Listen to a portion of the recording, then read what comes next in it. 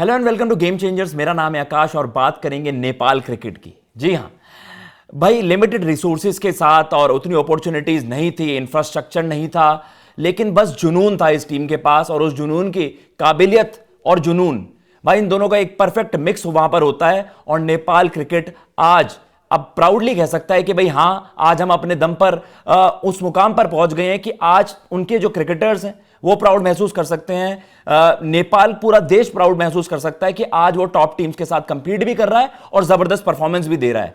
लेकिन नेपाल क्रिकेट के लिए भाई इतना आसान नहीं था। 1946 में जब cricket association of Nepal form वहां पर हुई गवर्निंग बॉडी, तो कहीं ना कहीं जो लिमिटेड था वो केवल भाई जो आपकी रूलिंग क्लैन, राणा क्लैन जो था, राणा डायनेस्टी थी, बस राजा रजवाड़ों तक ही सीमित था क्रिकेट।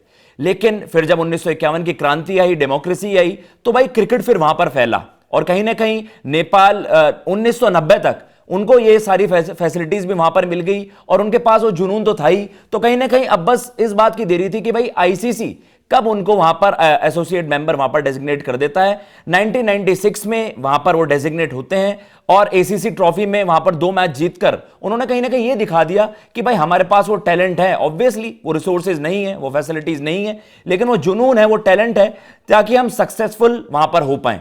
तो कहीं ना कहीं अंडर 19 लेवल से ही बात करते करेंगे तो 90s और 2000s, अर्ली 2000s में वहां पर बात करेंगे तो अंडर 19 लेवल पर भाई नेपाल बड़ा जबरदस्त परफॉर्म वहां पर करने लगा और धीरे धीरे ग्रेजुअली वहां पर वो टॉप, मतलब अच्छी खासी परफॉर्मेंसेस देने लगा और इवन टॉप टीम्स के साथ कंपीट भी करने लगा।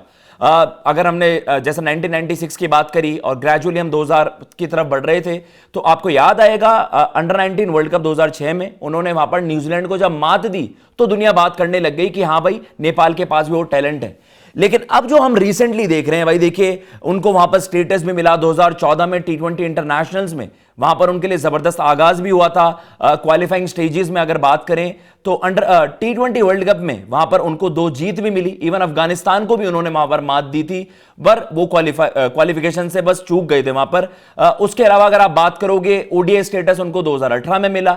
बट अब हम रीसेंट टाइम्स में बात कर रहे हैं नेपाल क्रिकेट के लिए, जो हम पिछले 5-6 सालों की आप बात करोगे, 2018-19 से शुरुआत करोगे तो कहीं ना कहीं वहां से और ये 2025 तक इन्होंने अब बहुत कुछ वहां पर अचीव करा है और दुनिया बात कर रही है क्या नेपाल भी अगली अफगानिस्तान क्रिकेट टीम बन सकती है। अगले अफगानिस्तान इन अ सेंस, अफगानिस्तान में भी आपने देखा था भाई सरकार में किस तरीके से वो स्टेबिलिटी नहीं थी, उसके बावजूद उन्होंने जिस तरीके की परफॉर्मेंस दी है, जो जज्बा दिखाया है, जो आप कह सकते हैं कि जिगरा दिखाया है, उसके बाद हम बात कर रहे हैं नेपाल एक जबरदस्त फोर्स वहां पर बन गई है क्रिकेट में। और नेपाल के पास भी वो टैलेंट है कि आज हम बात कर रहे हैं कि अगर भाई इनको सही तरीके से ग्रूम करा, इनको सारा इंफ्रास्ट्रक्चर दिया, आईसीसी हेल्प करे, बीसीसीआई जैसे मजबूत जो बोर्ड हैं वो वहां पर उनको हेल्प करें, तो कहीं ना कहीं नेपाल क्रिकेट भी उन्हीं नक्शे कदम पर चल सकता है जहां पर आज हम अफगानिस्तान की बात करते हैं। अब बात कर रहे हैं जी पिछले 5 साल की, वहां पर जो परफॉर्मेंस उनकी तरफ से आई है,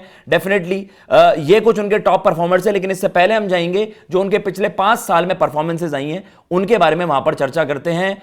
डेफिनेटली अब आप देख रहे हैं जी T20 क्रिकेट में अगर देखा जाए 2021 में उन्होंने T20 सीरीज वहां पर जीती, जिसमें नेदरलैंड्स और मलेशिया वहां पर उनके अगेंस्ट थे। और नेदरलैंड्स को आप देख रहे हो भाई, नेपाल से भी पहले वो कहीं ना कहीं इंटरनेशनल क्रिकेट में अपनी जगह वहां पर बना चुके थे, एसोसिएट मेंबर तो बहुत समय से थे और उनके पास कुछ क्वालिटी प्लेयर्स भी थे। तो कहीं ना कहीं वो सीरीज इनके लिए बहुत बड़ी जीत थी। एंड देन उसके अलावा आप बात कर रहे हो केन्या को उन्होंने 2022 में एक T20 सीरीज में वहां पर हराया। और रीसेंट टाइम्स की बात की जाए तो 2024 में ही उन्होंने यूएसए में ही वहां पर व्हाइट वॉश कर दिया था 3-0 से, एक जबरदस्त जीत वहां पर। और कहीं ना कहीं यूएसए को आपने देखा रिसेंट टाइम्स में, इवन पाकिस्तान को इन्होंने T20 वर्ल्ड कप में हराया था। तो कहीं ना कहीं नेपाल के लिए एक बड़ी जीत वहां पर थी और उनको उनके गढ़ में ही वहां पर हराया। अगर हम बात कर रहे हैं ओडीआईस की तो उन्होंने भाई 2018-19 से वहां पर शुरुआत हुई, यूएई को उन्होंने 2-1 से मात दी। और फिर जब यूएई नेपाल में आई 2022 और 23 में, तो 2022 के सीरीज की हम बात कर रहे हैं, तो वहां पर यूएई को 2-1 से वहां पर ओडीआईस में हराया। नेपाल ने भाई एसीसी मेंस प्रीमियर कप भी वहां पर जीता था और 2023 में वहां पर भी उनकी जबरदस्त परफॉर्मेंस। ओमान, यूएई, इस तरीके की टीमों के साथ जबरदस्त तरीके से कंपीट करा है और वो एशिया में एक ऐसी टीम बनकर उभरी है जिनको अब आप फ्यूचर में देखेंगे कि और ज्यादा वहां से उनकी ग्रोथ होगी। नेपाल ने रिसेंटली अगर बात की जाए 2023-24 में, वहां पर कनाडा को भी ओडीआई सीरीज में व्हाइट वॉश किया था, जो कि एक बड़ी बड़ी जीत उनके लिए वहां पर थी। तो ये पिछले 5-6 साल में हम देख रहे हैं कि नेपाल ने जबरदस्त तरीके से उनकी क्रिकेट राइज की है। और उनके अगर टॉप परफॉर्मर्स की आप बात करोगे, किन खिलाड़ियों ने भाई उनको वहां पर रिसेंट टाइम में बहुत ज्यादा हेल्प किया है और उस ग्रोथ में बहुत ज्यादा सपोर्ट किया है। आरिफ शेख वहां पर हैं जिन्होंने T20 ओडीआई दोनों फॉर्मेट में अच्छा करा, ये वो परफॉर्मर्स हैं। आसिफ शेख वहां पर हैं, दीपेंद्र सिंह एरी एक क्वालिटी ऑलराउंडर वहां पर, कुशल भुरतेल की हम बात करते हैं, रिसेंटली बड़ी जबरदस्त परफॉर्मेंस उनकी तरफ से आई है। और उनके कप्तान साहब जो रिसेंट टाइम्स में जो अच्छी तरीके से उनको लीड कर रहे हैं, रोहित पोडेल वहां पर, और मोंटी देसाई पहले उनके वहां पर कोच हुआ करते थे, रिसेंटली उनकी जगह वहां पर स्टुअर्ट लॉ को वहां पर अपॉइंट किया गया। लेकिन मोंटी देसाई ने भी बहुत कुछ करा है नेपाल क्रिकेट के लिए। टॉप बॉलर्स की बात की जाए, संदीप लमिशाने भाई पहले नेपाल के क्रिकेटर वो बने जिनको आईपीएल में मौका मिला, इतने बड़ी लीग में मौका मिला, और तब जाकर हाईलाइट हुई नेपाल की वो टीम। और कहीं ना कहीं अब ये होप कर रही है दुनिया कि ये खिलाड़ी और अच्छा करेंगे तो और ज्यादा लीग्स में पार्टिसिपेट कर पाएंगे ये खिलाड़ी। केसी, अगर हम क्षेत्र की बात कर रहे हैं, करण की हम बात करते हैं, वहां पर उन्होंने जबरदस्त परफॉर्मेंस दी है विद द बॉल, और एक क्वालिटी बॉलर वहां पर उनके लिए उभर कर आए हैं। अविनाश बोहारा वहां पर हैं, सोमपाल कामी ने जबरदस्त परफॉर्मेंसेस दी हैं, और ललित राजवंशी एक और उनके लिए एक राइजिंग स्टार बनकर उभरा है। ये वो खिलाड़ी हैं जिन्होंने रिसेंट टाइम्स में बड़ी जबरदस्त परफॉर्मेंसेस दी हैं। अब हम यही होप कर रहे हैं कि भाई यहां से उनके लिए क्या। अभी रिसेंटली हमने देखा क्रिकेट वर्ल्ड कप लीग अगर आप बात कर रहे हो, उसमें भी उनकी परफॉर्मेंस, शुरुआत में ये बात हुई कि यार उस तरीके से परफॉर्मेंसेस नहीं आ रही, लगातार उनको हार मिल रही थी, लेकिन पिछले कुछ मैचेस में, और ऑब्वियसली भाई वो उनके लिए थोड़ी सी एलियन कंडीशंस हैं, स्कॉटलैंड को स्कॉटलैंड में हराना, वहां पर स्कॉटलैंड नीदरलैंड जैसी टीम्स के साथ कंपीट करना, तो ये बता रहा है कि भाई अब नेपाल क्रिकेट अब यहां से और ज्यादा बेहतर कर सकता है। और कहीं ना कहीं हम तो यही होप करेंगे, लाइक इंफ्रास्ट्रक्चर में और ज्यादा उनको वहां पर कौन से, मतलब आईसीसी तो हेल्प कर ही रहा है, लेकिन वहां पर बीसीसीआई ने एक बहुत बड़ी जिम्मेदारी निभाई थी।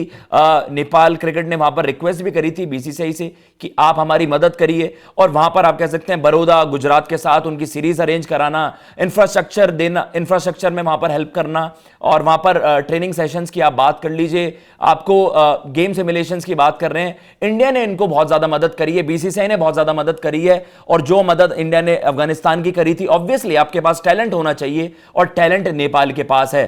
तो कहीं ना कहीं जैसे अफगानिस्तान क्रिकेट का राइज हुआ, अब तो हम यही होप करेंगे कि नेपाल क्रिकेट भी उस तरीके से परफॉर्म करे और यहां से बेहतर करे। ये था एप्रिसिएशन वीडियो भाई नेपाल क्रिकेट के लिए, सारी चीजें आपके साथ डिटेल में हमने शेयर करी। अगर आपको एक कंटेंट वीडियो पसंद आई हो तो प्लीज गेम चेंजर्स को वहां पर सब्सक्राइब करिए, वीडियो को शेयर करिए, और ऐसे ही हम तो होप करेंगे नेपाल यहां से बेहतर करे। फिलहाल मैं लेता हूं इजाजत। जय हिंद, जय भारत।